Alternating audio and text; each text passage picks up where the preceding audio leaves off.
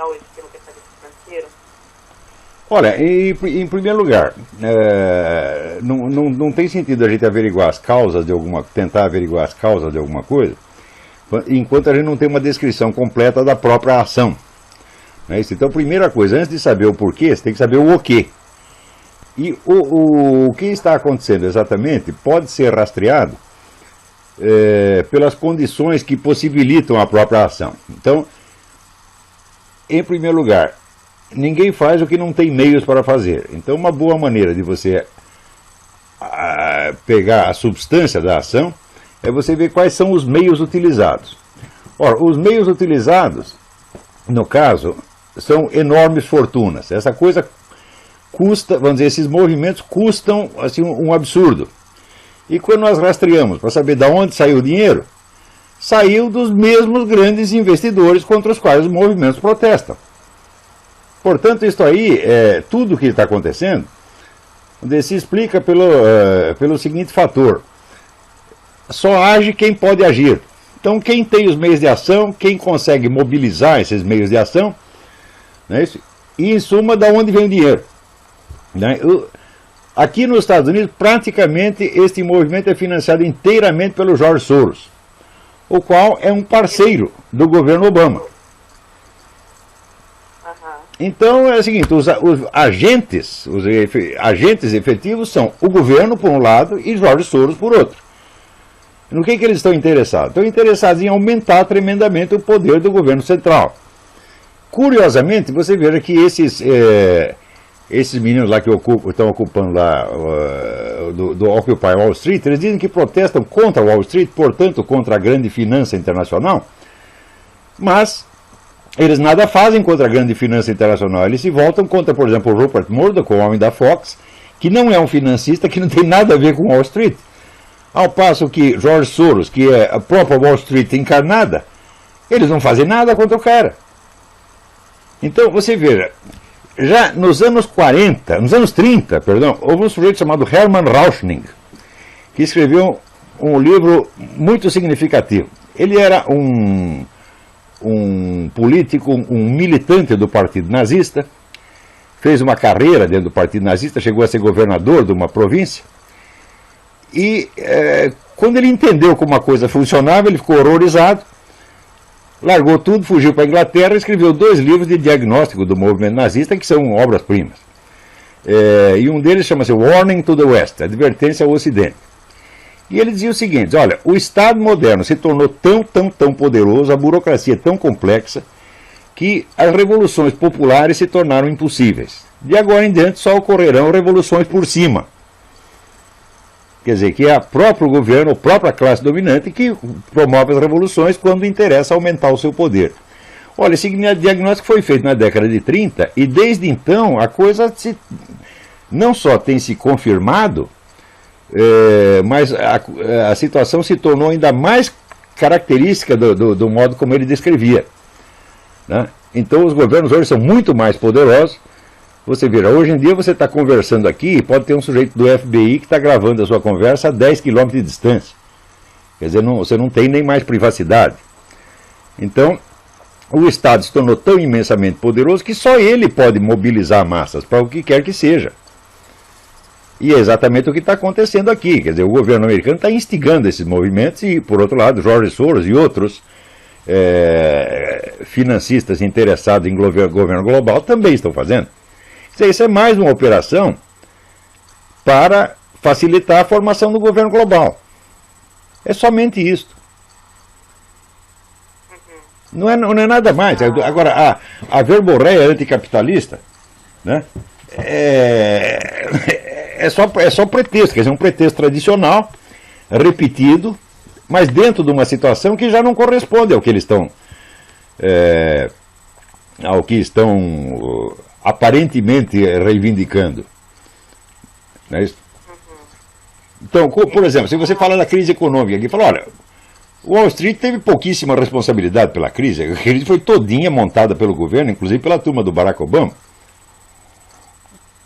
Você já ouviu falar de Cloward e Piven? Não. Cloward e Piven são 2 professores universitários que nos anos 60 conceberam uma estratégia para demolir a economia americana. Eles eram discípulos do Saul Alinsky, que também foi o mentor do Barack Obama.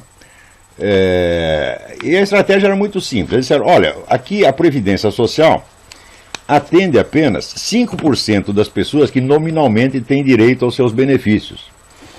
Então, se nós fizermos a campanha para todo mundo entrar na Previdência Social, a Previdência Social não vai ter dinheiro para atender os camaradas, vai se endividar, e um dia a Previdência Social vai quebrar, e quando ela quebrar, quebra os bancos também. E daí é o momento de nós tomarmos o poder. Isso foi aplicado, assim, milimetricamente. E funcionou. Quer dizer, a causa da crise é essa, botaram gente demais na Previdência Social, e então a Previdência Social quebrou, os bancos quebraram. Agora todo mundo sabia que isso ia acontecer. Já estava explicado com antecedência. Pior ainda. Para você, Olavo, a gente não tem uma perspectiva de mudança. Ao contrário, o poder dessa elite globalista vai aumentar muito graças a essa porcaria. Acho que o poder do capitalismo aumenta. Eu não diria capitalismo, porque aí a diferença já não conta, né? Hoje em dia é difícil você distinguir o que é o poder do capital privado e o que é o poder do governo. As duas coisas estão muito mescladas. Quer dizer, é mais certo falar, eu uso a expressão elite globalista. Quer dizer que é meio capitalista, metade é capital privado, metade é governo, tá vendo? E sobretudo, você vê que a esquerda internacional hoje praticamente trabalha só para esses caras. Toda ação supõe um agente, e o agente tem que ter os meios de ação. Só quem tem os meios de ação hoje é a elite globalista, que domina ao mesmo tempo o capital privado e os governos. Então, vamos dizer, equacionar a coisa em termos de luta de classes ou de revolta social é completamente inadequado à situação. Não porque esse pessoal do Occupy Wall Street não é povão, não é trabalhador, né? É estudante, é ungueiro. Tira um pouco o poder de contestação deles. Não entendi a sua pergunta. Você acha que essa característica tira a legitimidade do poder de... Não há contestação nenhuma, isso é uma revolução desde cima. Quer dizer que quem está no poder vai ter mais poder ainda. Sob essa aparência, vamos dizer, enganosa de uma revolução social, olha, hoje em dia, se você acompanhou o meu debate com o professor Alexandre Dugin? Não. Sabe quem é o Dugin, né? É o mentor do Putin. Esse debate está online. Se você puser Olavo de Carvalho e Alexandre Dugin, você vai encontrar. No meu site também tem. Então, ali eu aproveitei a ocasião para explicar o seguinte. Hoje em dia só existem 3 grandes focos de poder no mundo que, de certo modo, estão disputando o controle global. Esses 3 são, primeiro, essa elite globalista ocidental, que se reúne no CFR, Council of Foreign Relations, Comissão Trilateral, em suma, é pelos Rockefeller, George Soros, essa gente toda. Segundo, você tem a elite russo-chinesa, que é herdeira do antigo Partido Comunista e, no fim das contas, é construída do serviço secreto civil e militar da antiga União Soviética e do governo chinês. São as mesmas pessoas, a mesma classe que ainda está no poder. Em terceiro lugar, você tem o grupo islâmico, que é constituído, vamos dizer, de uma liderança religiosa tradicional que sempre mandou lá e continua mandando. Então você tem esses 3 grupos. Todas as ações que você vê se desenvolver no mundo têm como origem um desses três focos. E os 3 grupos, eles às vezes competem entre si e às vezes colaboram. Quer dizer, a trama de interesse é muito complicada ali. Então você vê, por exemplo, que às vezes existe um conflito entre a penetração islâmica e a elite local de um país, mas às vezes existe uma colaboração, como por exemplo na Inglaterra. Na Inglaterra o grande agente islamizador é o próprio governo inglês, e sobretudo a família real britânica. Né? Também entre o bloco russo-chinês e o bloco globalista ocidental também você tem uma mescla de interesses que às vezes divergem, às vezes convergem.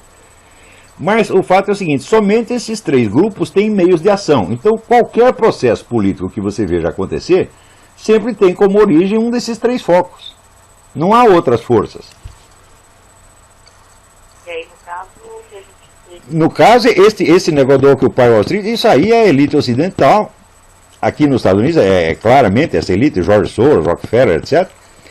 E na Europa é esse mesmo pessoal agindo em aliança com grupos islâmicos. E eu não sei, eu não tenho informação correta, vamos dizer, da interferência russo-chinesa no caso. Não tenho dados, então não posso dizer. Mas aqui nos Estados Unidos é somente a turma é o próprio pessoal do Wall Street que está causando isso. E aqui no Brasil você tem acompanhado, Olavo? Aí no Brasil é o próprio governo que está fazendo isso, meu Deus do céu.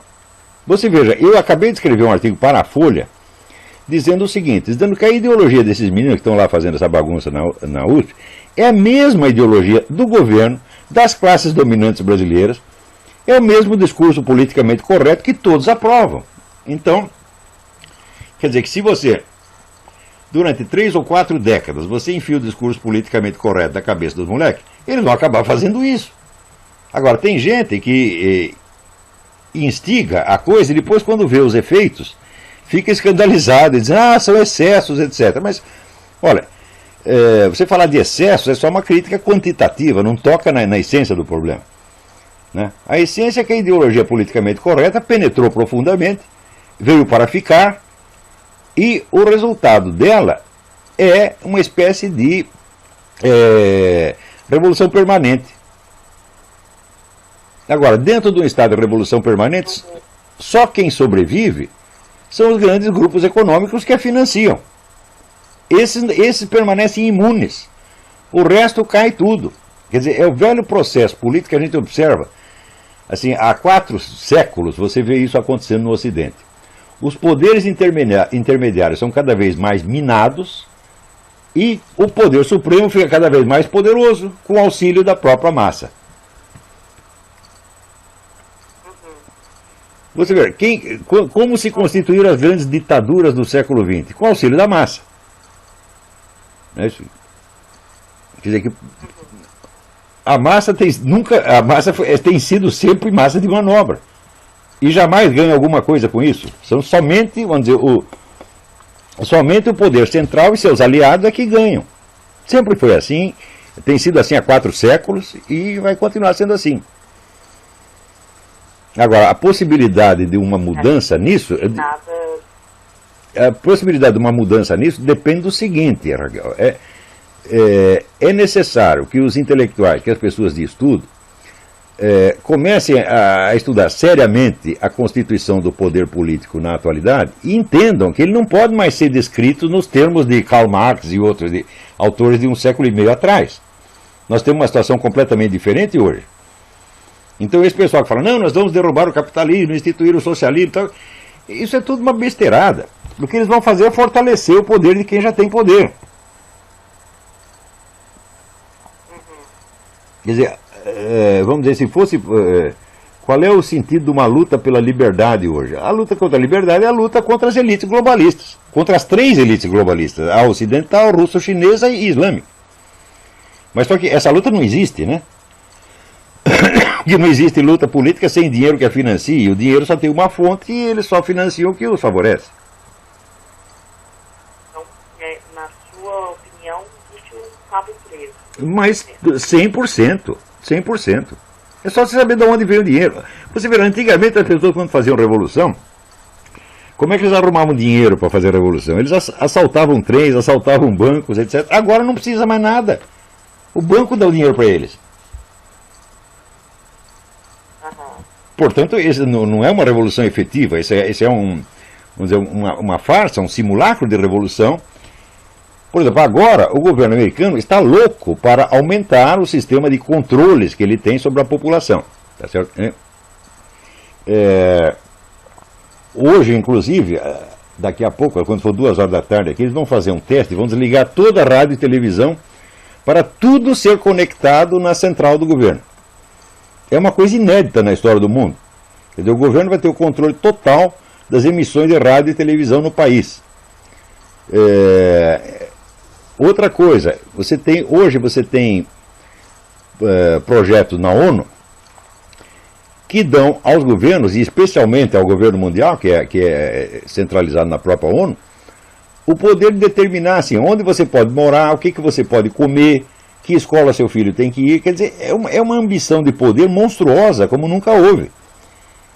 E esse pessoal está usando esses movimentos desse tipo para criar, vamos dizer, um simulacro de crise e justificar a adoção de medidas cada vez mais controladoras, cada vez mais centralizadoras. De modo que os governos ocidentais, daqui a pouco, vão estar competindo com a União Soviética, está entendendo? Hoje você tem, já nos Estados Unidos, você tem meios de controle social que os soviéticos nem tinham pensado. Agora, dos pontos em comum, né, dos diversos movimentos que têm surgido, é justo de democracia participativa, né? Mas olha, você vê, a democracia participativa é a coisa mais totalitária que existe. A coisa mais fácil é você controlar uma democracia participativa. Você vê o experimento que houve no Rio Grande. Eles faziam lá, né, orçamento participativo. Quem controlava o orçamento participativo? O mesmo partido que estava no governo, que era o PT. E se você pega, vamos dizer, a participação espontânea, entre aspas, né, eu digo, bom, quem colhe os militantes para levar nas reuniões? Tem que ter uma organização que faça isso, né? Porque mobilização espontânea não existe. Toda mobilização implica, vamos dizer, uma organização. Então, só quem tem organização e recursos para fazer isso é quem já está no poder. Então, se você faz orçamento participativo, quem controla o orçamento participativo é o governo. Tem muito mais... Agora, se você tem um parlamento discutindo a coisa, no parlamento os deputados e senadores têm uma relativa liberdade e tem meios de ação próprios, que uma massa anônima, né, colhida para entrar na democracia participativa não tem. Então, democracia participativa é exatamente o contrário. É mais controle. E os organizadores da coisa sabem perfeitamente disso, ninguém é trouxa. Olha, só quem é trouxa, vou dizer uma coisa para você, Raquel, você não me leva a mal, hein? Só quem é trouxa são os jornalistas, que acreditam na coisa vamos dizer, pela fachada, pelo nome, tá certo? Em vez de averiguar quais são os processos substantivos que estão acontecendo ali, né?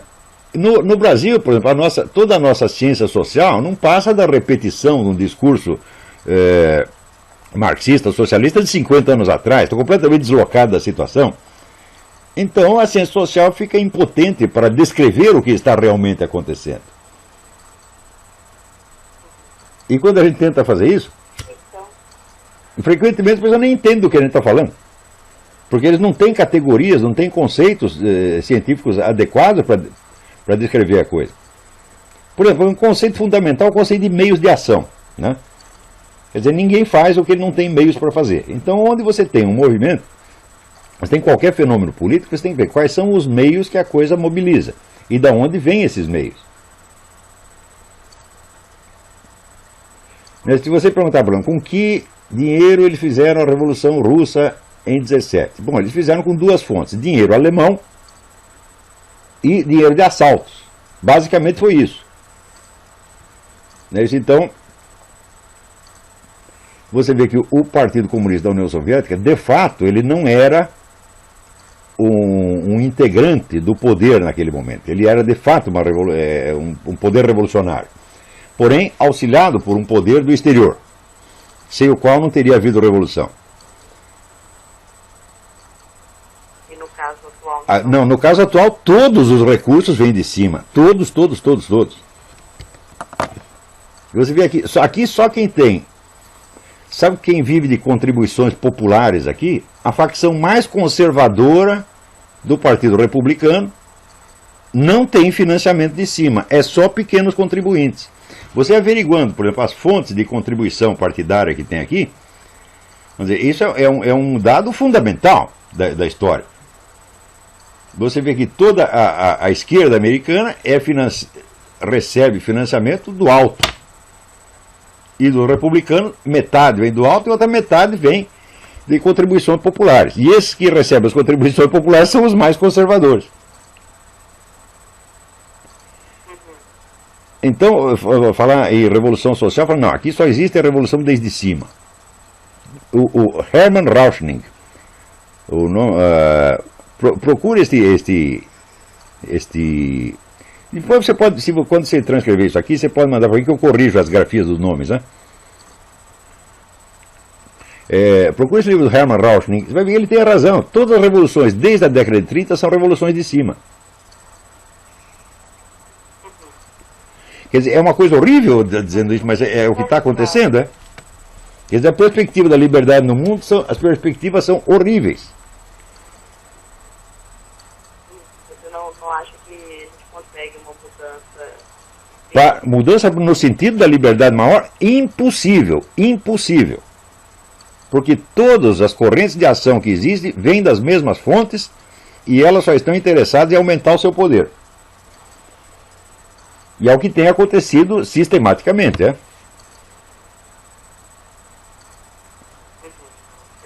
Você veja uma coisa, veja o que aconteceu no Brasil. Você veja, o capital, com esta ascensão da esquerda ao poder no Brasil, o capitalismo internacional perdeu alguma coisa ou ganhou? Ganhou. Continuou na mesma. Ganhou, mas foi ele mesmo que financiou isso aí. Meu Deus do céu.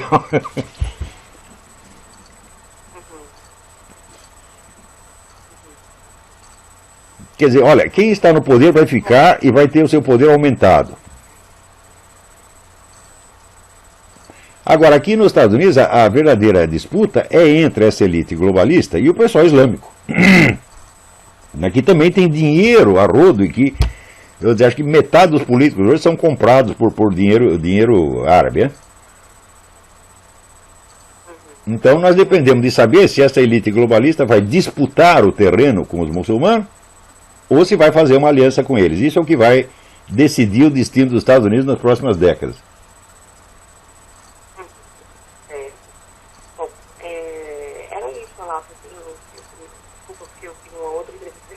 Espero que tenha esclarecido alguma coisa.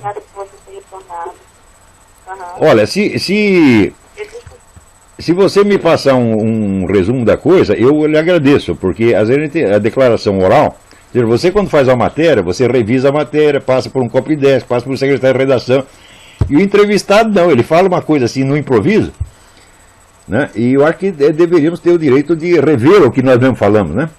Então, se eu puder me corrigir, eu te agradeço. Pois é, acho que a gente não consegue, porque já está fechando mesmo, já está terminando. Mas se eu anotei certinho, não preocupa, a gente acerta. Tá bom, tá bom. E aí, pessoal, tranquilo?